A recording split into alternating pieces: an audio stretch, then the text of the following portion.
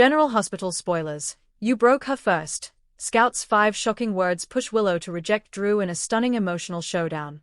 Port Charles has seen betrayals. It has seen heartbreak. It has seen secrets detonated like explosives under the most carefully guarded relationships. But nothing could have prepared Drew Kane, Willow Corinthos, or the viewers for the moment one little girl became the unexpected truth-teller of the year. Because Scout Kane, sweet, observant, often overlooked Scout, finally spoke up. And the 5 shocking words she delivered are about to reshape the map of love, loyalty, guilt, and consequence in Port Charles. Those 5 words strike like lightning, words that Willow never expected to hear, words Drew never imagined would be aimed at him, and words that will set in motion a storm no one can control. This is the full fallout, the story behind the shocker, and the consequences as they blaze across Port Charles. It began on a day like any other.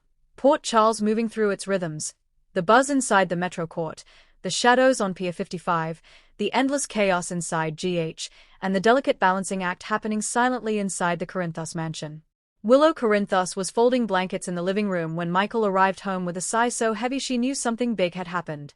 But this story starts long before Michael dropped news, long before Willow's breath shortened in her chest. It starts with Drew. It starts with a decision he made months ago, one he believed was necessary, justified, even heroic, and one he never imagined would catch up to him in the form of a child's voice. The town was already whispering. Why did Drew change? Why is he darker? Harsher? Reckless? What really happened during those months in Pentonville? And now those questions bubbled dangerously close to the surface. Chapter 2. Drew's Untold Burden. Deep inside Aurora Media, Drew Kane sat at his desk staring at the same spreadsheet for over an hour. His fingers hovered above the keyboard but never moved. He couldn't focus. He couldn't think. Because the truth was, the walls were closing in. Not literally, not the cold concrete cells he used to stare at every night, but the emotional ones. He had been operating out of fear, desperation, guilt. Everyone thought Drew had emerged from Pentonville a hero, stronger, wiser, calmer. But the truth? He emerged broken, and he hid the fractures with sharp smiles and bravado. And then there was Sam. He avoided thinking about her. About their final conversation. About how she'd said quietly, "You're not the man we knew anymore. You're angrier. Harder." I'm worried, Drew. He dismissed her. Worse, he blamed her. He told himself she wasn't giving him a chance to heal, but he didn't see the truth. He wasn't allowing anyone close, because closeness meant vulnerability, and vulnerability meant danger. Maybe that's why he clung to Willow. Maybe that's why he threw himself into their relationship with an intensity that bordered on frantic. She felt safe. She felt soft. She didn't know the version of him that existed before everything went wrong. And that made her ideal. But even Willow sensed cracks. She noticed when he didn't sleep, when he flinched at loud noises, when anger simmered a little too close to the surface. Still, she believed he needed understanding. Until the day Scout shattered the illusion. Everyone underestimated Scout. Everyone except Sam. Sam often said, "Scout doesn't talk much, but she notices everything." She wasn't the loud child demanding attention. She wasn't rambunctious like Danny once was. She wasn't clingy. She watched. She listened. And she remembered. She remembered the nights Drew didn't show up when he promised. She remembered the hushed arguments. She remembered the way Sam cried in the kitchen long after she thought Scout was asleep. And most importantly, she remembered when her father changed. Children sense truth long before adults admit it. Willow was brushing her hair in the mirror when she first acknowledged the feeling she'd been burying for weeks. Something was wrong with Drew. Not a little wrong. Not stress, not exhaustion, not emotional turbulence. Something fundamental had shifted. He was impulsive, showy, increasingly controlling. He insisted on protecting her from things she didn't need protection from. He bristled when Michael stepped in. He bristled when Sonny called. He bristled when Carly mentioned he was pushing too hard, too fast. But the worst part, Drew was becoming jealous. Of Michael's bond with Willow. Of Sonny's position in the family. Of Sam's involvement with her own kids. Willow told herself it was temporary. A phase. A trauma response. She convinced herself that if she loved him enough, supported him enough, reassured him enough, it would fade. She didn't expect a child to expose the truth she refused to see. Sam and Drew had argued again, this time in front of Scout. Sam asked him why he missed yet another school event. Drew's excuse was thin. Sam called him out. And Scout saw everything. Later that afternoon, Michael invited Scout and Sam to the Corinthos gatehouse so the kids could play with Wiley and Amelia. Willow was rearranging board games on the floor when Scout walked in, silent, clutching her stuffed fox. Willow turned toward her with a smile. "Hi, sweetheart. Do you want to join us?" Scout didn't answer. She stared at Willow for such a long time that Willow's smile faltered. Children don't usually look with such intensity unless something weighs on them. Willow kneeled. Is something wrong? Scout blinked. Once. Twice. And then, she whispered. Willow froze. Her heart stuttered, breath caught in her throat. Who? Drew? What was Scout talking about? What had she seen? Before Willow could ask, Scout turned her small face upward and delivered the 5 words that would end everything. Willow didn't understand at first. Not until Scout continued. Daddy made Mommy cry. A lot. Before. After. He changed. He yells when he thinks we can't hear. He scares her sometimes. He hurt Mommy's heart before he hurt yours. Willow felt her blood turn cold. This wasn't the confusion of a child. This wasn't misinterpretation. This was lived experience. Sam had been protecting Drew. Drew had been hiding behind silence. And Willow had been living inside a carefully engineered illusion. Scout finished with a soft whisper. Mommy says you deserve better. Willow's world split open. Willow sat utterly still as the room shrank around her. Scout ran off to play with Wiley, unaware she had just detonated a bomb big enough to shatter an adult's soul. Willow felt a pulsing ache in her throat. Sam, quiet, resilient, endlessly patient Sam, had been hurting. And Drew hadn't told Willow any of it. Worse, he hadn't changed after prison. He had changed before.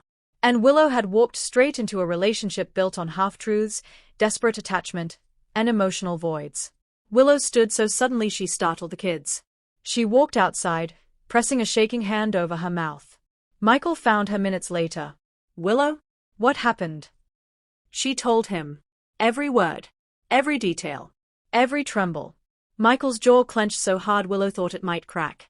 I knew something was off with him. I knew it. But I didn't know Sam was hurting. I feel sick, Willow whispered. Michael. I don't want this anymore. Drew arrived at the gatehouse later that night, holding flowers, smiling too widely. Hey, I thought we could grab dinner.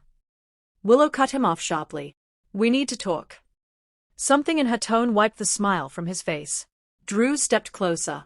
Willow, what happened? Her voice cracked. Scout told me everything. He stiffened. She's a kid. She doesn't. Don't, Willow snapped. Don't dismiss her.